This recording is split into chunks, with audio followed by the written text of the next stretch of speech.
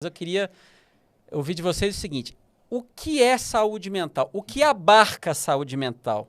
Quando a gente está falando disso, a gente está falando de questões psicológicas, questões comportamentais. Como é que a gente define, por exemplo, quando a gente vai falar sobre saúde mental, como é que a gente define isso? Pergunta de milhões, assim, né? Eu acho que é a junção de tudo isso que você falou.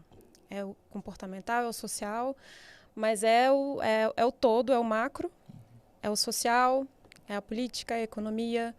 É como tudo isso se condensa no indivíduo, né? E são as relações também desse indivíduo, né? As relações familiares, as relações de trabalho, as relações afetivas, de amizade.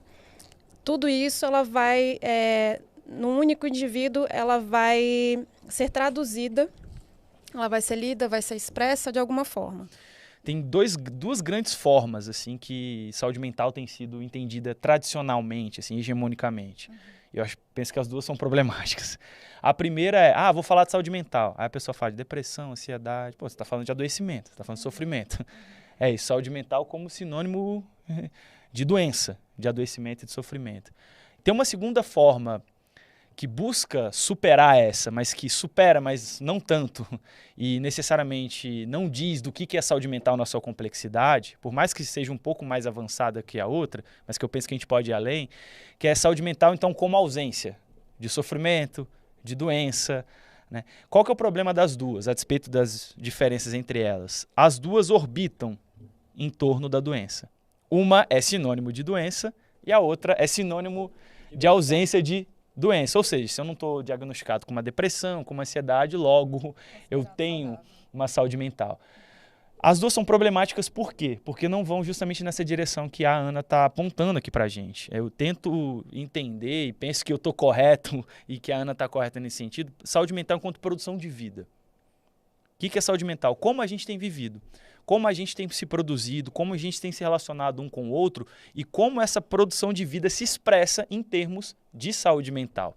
Tem dois filósofos, militantes revolucionários que eu gosto muito, assim, o Carlos Marx e o Frederico Anjos, que eles brincam em determinado momento lá, que ele fala assim, olha, para você fazer história é preciso você estar vivo, uma condição.